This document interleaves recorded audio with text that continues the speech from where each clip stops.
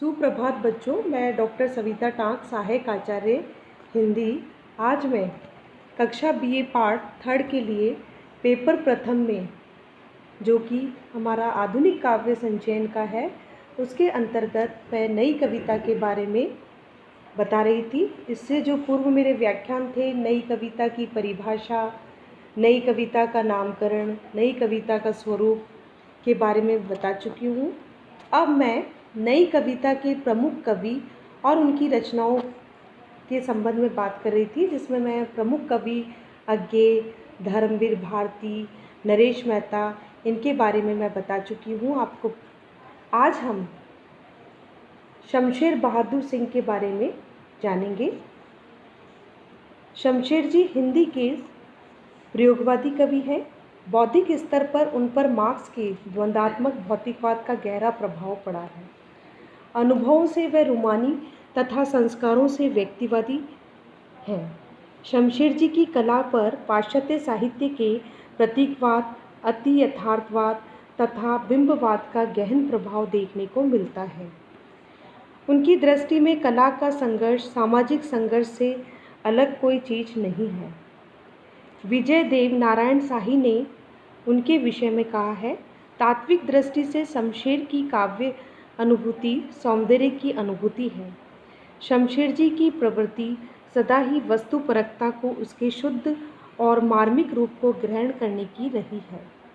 वे वस्तुपरकता का आत्मपरकता में और आत्मपरकता का वस्तुपरकता में आविष्कार करने वाले कवि हैं, जिनकी काव्य अनुभूति बिंब ही नहीं बिंबलोक की है। वे कवि सदा अपने आप को पाने में प्रयासशील रहे हैं। उन्होंने निजीपन को खोजना और शुद्ध संवेदना के स्तर पर संभव किया है। इनकी प्रमुख काव्य कृति हैं कुछ कविताएं और कुछ कविताएं तथा दोवाब इनका लेख संग्रह है। नया काव्य संग्रह है इतने पास अपने। शमशेर जी ने निजी स्तर पे वस्तु एवं आत्मपरक संबंध स्थापित कर पाठकों के साथ संपर्क बनाया है। उनकी बात बोलेगी कविता में हमें देखने को मिलता है। बात बोलेगी हम नहीं, भेद खोलेगी बात ही, सत्य का क्या रंग है पूछो एक रंग, एक जनता का दुख, एक हवा में उड़ती पताका अनेक। दैन्य दानव, क्रूर स्थिति, कंगाल बुद्धि, मजदूर घर भर, एक जनता का अमर वर, एकता का स्वर, अन्यथा स्वातंत्र इति। इस कविता में उन्होंने दैन्य दानव, क्रूर स्थिति, कंगाल बुद्धि, मजदूर घर भर, अन्यथा स्वातंत्र इति इन छोटे छोटे सटीक बिंबात्मक चित्रों से यथार्थवादी वर्णन किया है। शमशेर जी अतीव कल्पनाशील कवि हैं। वे इस कल्पना शक्ति के द्वारा पूरे के पूरे संदर्भ को साकार करने के लिए बहुत छोटे छोटे पारदर्शी यथातथ्यपरक बिंबों का प्रयोग करते हैं। शमशेर जी की अतीव उर्वर अतिशय कल्पनाशीलता उन्हें अवचेतन की सृष्टियों की स्थिति चित्रखंड करने के लिए बाध्य करती है। इस उद्देश्य पूर्ति के लिए वे प्रतीकों, अछूते बिंबों, अति यथार्थवादी चित्रों आदि के उपयोग में चित्रित स्थितियों के अंतराल को भरने की कोशिश करते हैं। उन्होंने शब्द चित्र, विकृत स्थितियाँ, पाठक, अध्यापक एवं समीक्षक की कल्पना शक्ति की पकड़ से बाहर की वस्तु बन जाती है। ऐसी क्लिष्ट कल्पना से कविता में अकथ्य दुरूहता आ जाना अनिवार्य है। इनकी कविता में बोधगम्यता है और जटिल कविता भी हमें देखने को मिलती है। उसमें अवचेतन मन की विशृंखल सृष्टियाँ हैं, बहुविध चित्र, बिंब, प्रतीकों तथा अत्यंत दूरस्थ परस्पर स्थितियों के चित्रण देखने को मिलते हैं। कविता साधारण पाठक, विद्यार्थी, अध्यापक व आलोचक की समझ व पकड़ से बहुत दूर जाती है।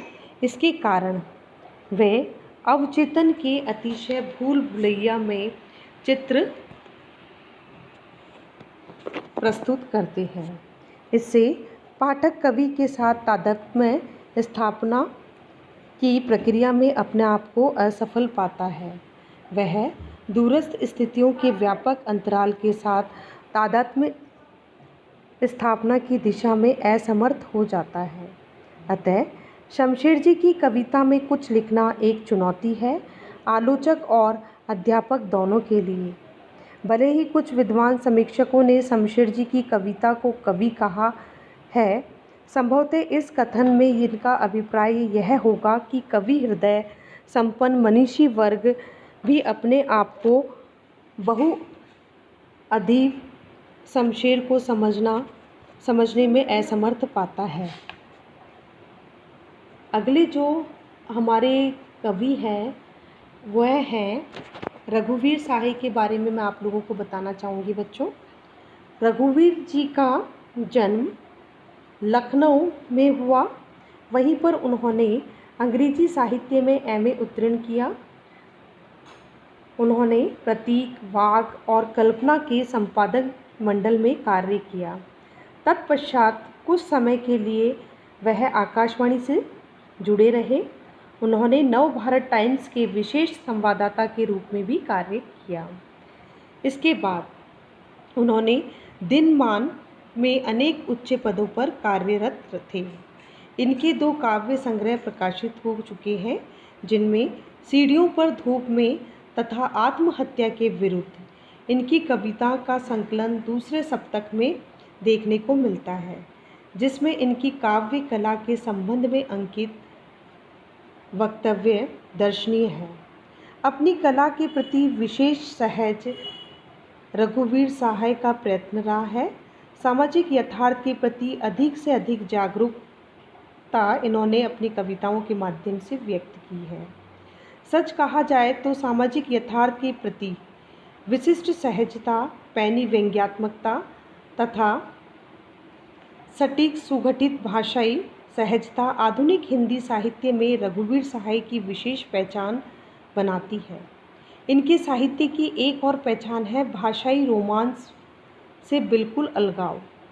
सीढ़ियों पर धूम में प्राय सब कविता में अदम्य जिजीविषा की सबल अभिव्यक्ति हुई है।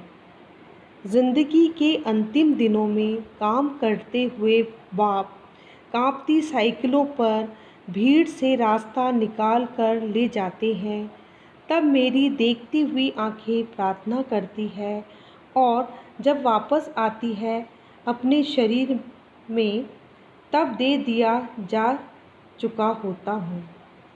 कवि ने आधुनिक मध्यम वर्ग के जीवन में व्याप्त तनाव का चित्रण किया है। वह कवि और बाकी दुनिया के बीच का अनुभव तनाव है, वही बहुत कुछ व्यक्ति और समूह के बीच संबंधों का तनाव है। आत्महत्या के विरुद्ध एक नाटकीय एकालाप है, जिसमें वर्तमान लोकतंत्र में व्याप्त भ्रष्टाचार की प्रत्येक महीन से महीन गतिविधियों को व्यक्त किया गया है। कविता में बार बार दोहराया गया है, वाक्यांश समय आ गया है, ना जाने कितने अर्थ गांभीर्यों को समाहित किए हुए हैं। इसे ध्वनि काव्य का सर्वोत्तम वाक्यांश कहना समीचीन होगा। बिहारी का एक पूरा दोहा या उससे एक एक पंक्ति अर्थ गांभीर्य व पैनेपन के लिए भूरी भूरी प्रशंस कहे गए हैं, किंतु यहाँ एक छोटा सा वाक्यांश भिन्न भिन्न संवेदों में दीपशिखा की भांति आलोक छवियों को विकीर्ण कर देता है।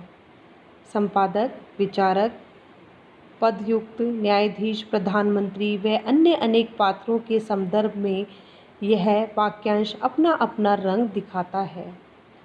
मुसद्दी के माध्यम से समाज व प्रजातंत्र में अवांछित रूप व्याप्त घनीभूत के परतों को अनावृत करती है।